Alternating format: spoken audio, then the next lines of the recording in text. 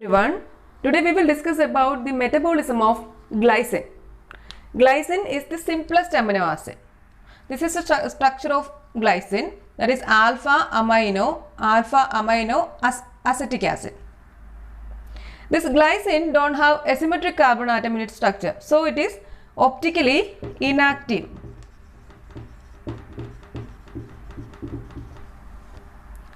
And it is a non-essential amino acid.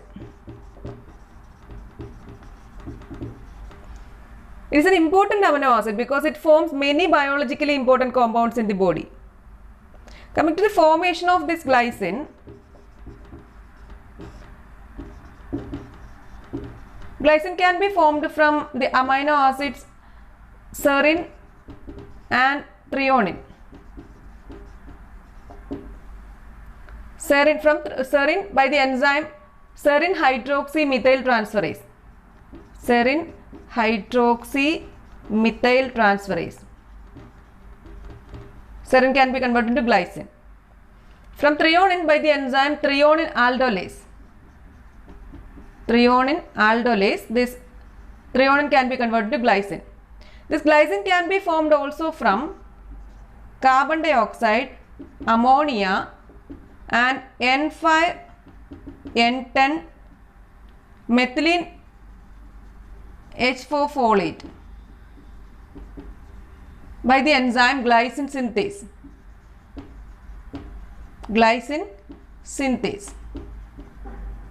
So this is the formation of this glycine from amino acids serine and threonine, and from carbon dioxide, ammonia and N5N10 methylene H4 folate by the enzyme glycine synthase. So let's see the metabolic fates of this amino acid glycine.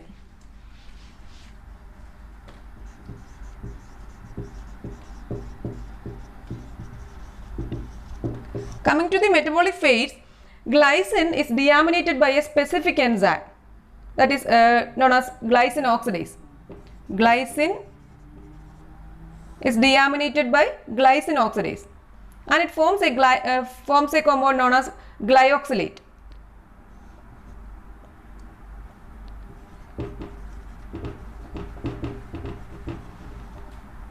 Glycine oxidase, here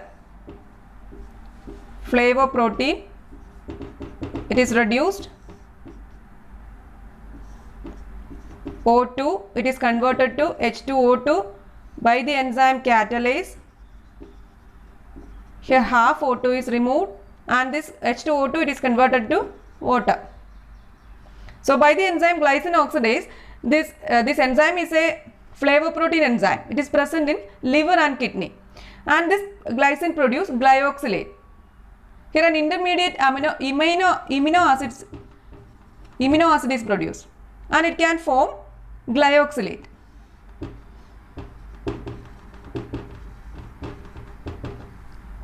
Here water is added and ammonia is released, and glycine can be converted to glyoxylase by glycine oxidase, that is deamination.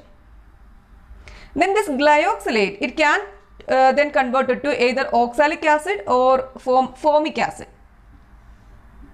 It can be converted to oxalic acid or formic acid or formate,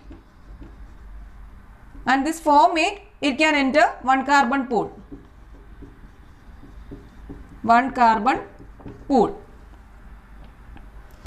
Here then this formate,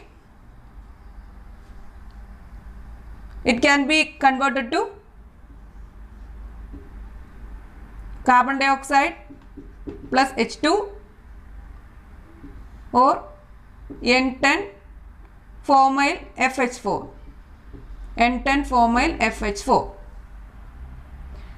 So glycine is a source of this oxalic acid in the body.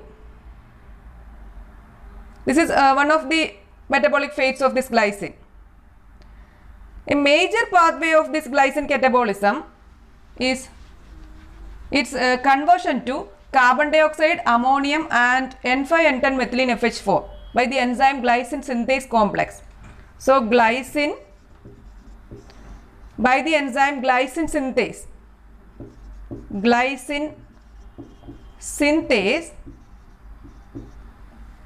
it can convert it to carbon dioxide, ammonium and N5N10 methylene FH4.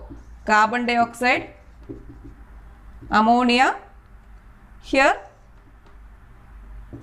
FH4, and it is converted into N5N10 methylene FH4. N5N10 methylene FH4 by the enzyme glycine synthase. Here NAD plus, NADH plus H plus. This reaction is reversible. So this carbon dioxide, ammonia and N5N10 methylene FH4 folate can form this glycine. That is the formation of glycine. This is the catabolism of glycine. This catabolism, it occurs in liver, and this enzyme complex, that is glycine synthase complex, is found as aggregates in mitochondria. This enzyme complex, glycine synthase complex, it is present as aggregates in mitochondria. So this is another metabolic phase. The next one is, this glycine can be converted to serine, amino acid serine. Then serine can form pyruvate by the non-oxidative deamination. So glycine is glucogenic. Metabolically, this glycine is glucogenic.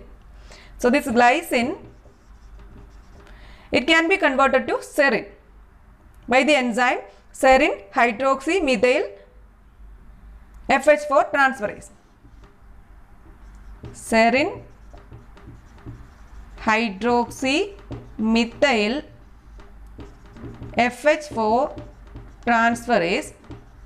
This glycine can be converted to serine. Then this serine is converted to, by removal of one molecule of water, it can form amino acid. Then it forms pyruvate. This pyruvate will form glucose. So this amino acid glycine, it is glucogenic. Glycine can be converted to serine. Serine can form this pyruvate by non-oxidative deamination. Here ammonia is released, one molecule of water is added, and it forms pyruvate, and this pyruvate can form glucose. So this amino acid glycine, it is glucogenic. Then another metabolic fate is oxidation of this glycine, and it forms aminoacetone. Oxidation of glycine to form aminoacetone. This is an alternative pathway for the oxidation of glycine. Oxidation of glycine to aminoacetone. This is an alternative pathway for the oxidation of this glycine. Here this glycine is converted to aminoacetone by condensing with this acetyl-CoA. So glycine plus acetyl-CoA. Here the enzyme is aminoacetone synthase. Aminoacetone synthase. It requires B6 phosphate. Then here CoA SH is released and carbon dioxide also released. By the enzyme aminoacetone synthase, this glycine can be condenses with this acetyl-CoA, and it forms aminoacetone, and it can form aminoacetone. Then this aminoacetone is converted to methyl glyoxal. It is converted to methyl glyoxal.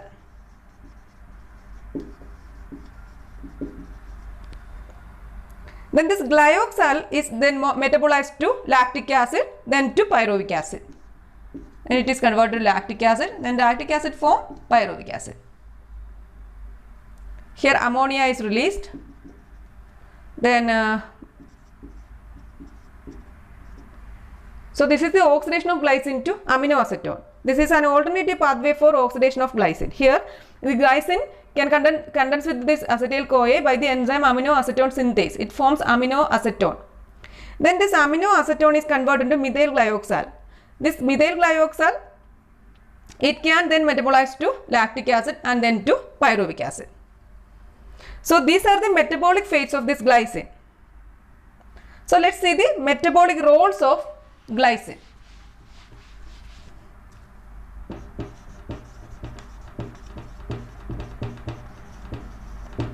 Coming to the metabolic roles, first role is synthesis of heme.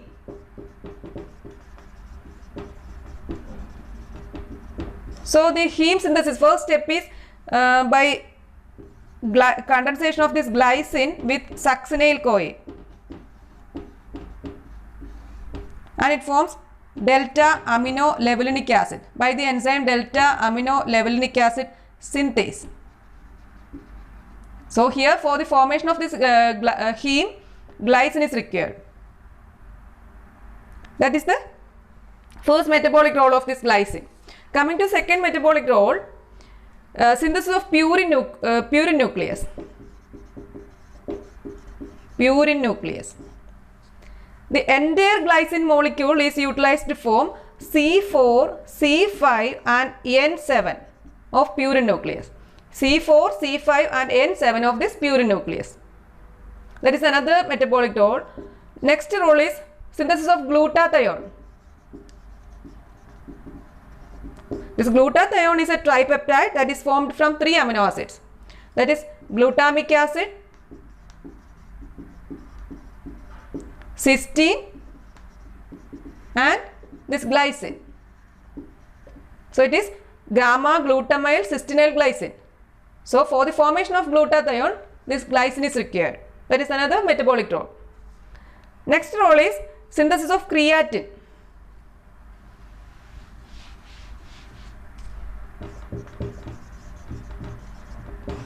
Synthesis of this creatine. This is by the enzyme transaminidase. Here this arginine, it condenses with glycine by the enzyme transaminidase. Transaminidase, and it forms first forms glycosiamine.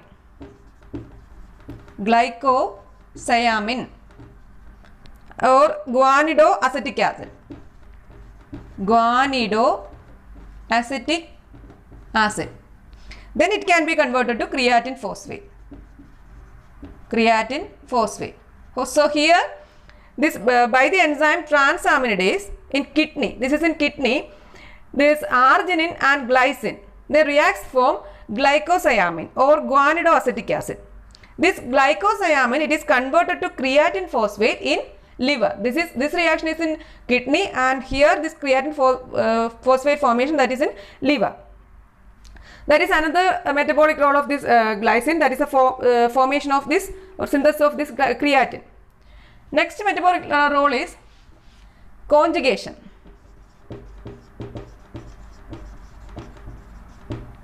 Conjugation. This glycine acts as a conjugating agent. Here the benzoic acid and other aromatic acids, they can be conjugated with glycine. So benzoic acid and other aromatic acids, they can conjugate with glycine. So this benzoic acid is converted to hippuric acid by conjugating with this glycine. So benzoic acid, it first forms benzoyl-CoA. Here CoA-SH is added. It needs Mg++, 1 molecule of ATP. ATP, ADP plus Pi. So first it forms benzoyl-CoA. Then it condenses with glycine. And it forms hippuric acid. Hippuric acid. Here NH2 is added. Then CoA-SH is removed. And it forms hippuric acid. Then this hippuric acid will excrete in urine. So coming to the conjugation of this glycine acts as a conjugating agent. Here this benzoic acid and other aromatic acids, they can be conjugated with this glycine. So this benzoic acid forms hippuric acid and it is excreted in urine. This reaction is used as a test of liver function. Test of this liver function. In a similar way, this cholic acid formed from degradation of cholesterol in liver, it can be conjugated with glycine. Cholic acid. This cholic acid is formed from degradation of cholesterol in liver. It can be conjugated with the glycine. And it forms glycocholic acid. It forms glycocholic acid. Glycocholic acid.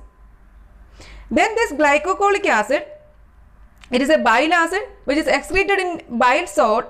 It is excreted in bile as sodium salt, that is known as sodium glycolate.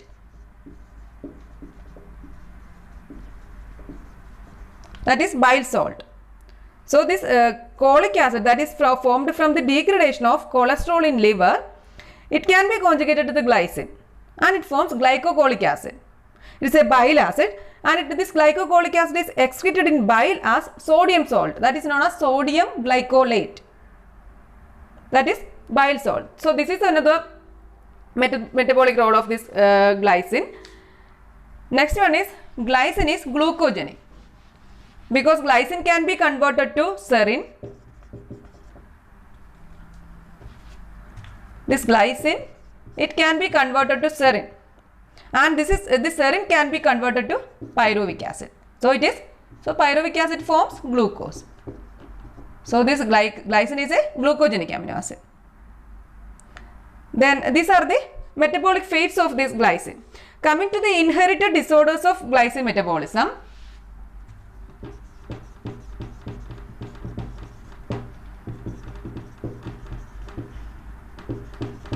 Inherited disorders.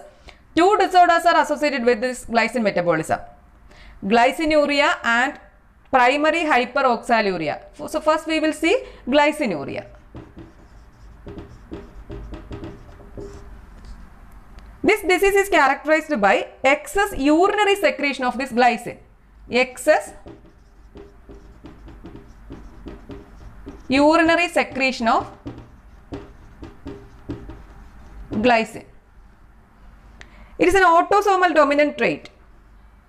Here there will be no enzyme deficiency. Defect is in renal tubular reabsorption of this glycine. Renal tubular reabsorption of glycine. So there will not be any enzyme deficiency. Here the defect is in renal tubular reabsorption of this glycine. Then there will be formation of oxalate stones in kidney. Oxalate stones in kidney. Then this amount of oxalate excreted in urine will be normal. Amount of oxalate excreted in urine will be normal. But there will be formation of oxalate stones in kidney. Then plasma level of glycine will be normal. Plasma level will be normal. Then urinary excretion of glycine ranges from 600 to 1000 mg per dl. This is the urinary excretion of this glycine in the case of this glycinuria. So second inherited disorder is primary hyperoxaluria. Primary hyperoxaluria. This is characterized by high urinary excretion of oxalates. That is its name, hyperoxaluria. Urinary excretion of oxalates. This excess oxalate arises from this glycine. Here the enzyme deficient is glycine transaminase.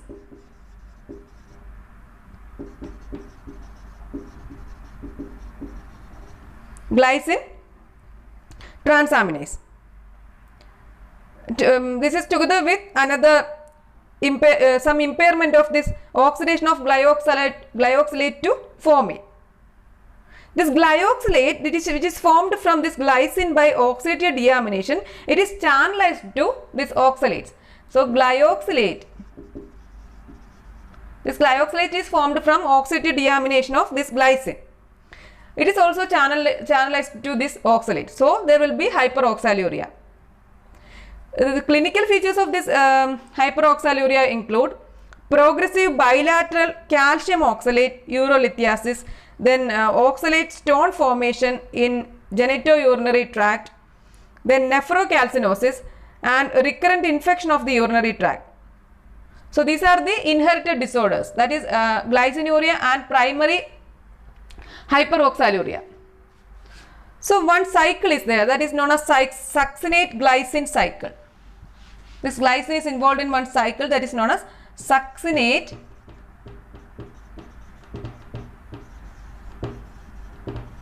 glycine cycle.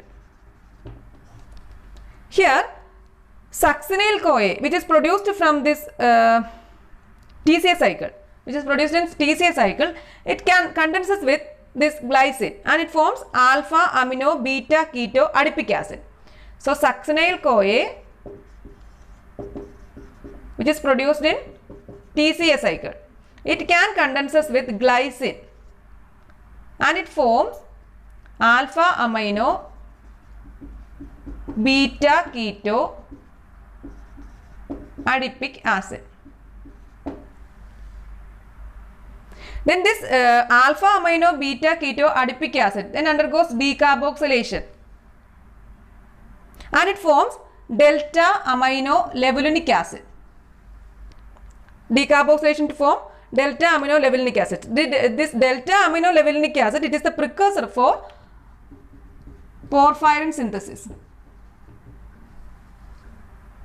This delta amino levulinic acid, by oxidative deamination, it forms alpha keto glutaraldehyde. By oxidative deamination, ammonia is released. Oxidative deamination, it forms alpha keto glutaraldehyde. Alpha keto glutaraldehyde. This then forms alpha keto glutarate. This alpha keto glutaraldehyde, it is converted to alpha keto glutarate and this succinic semialdehyde. Succinic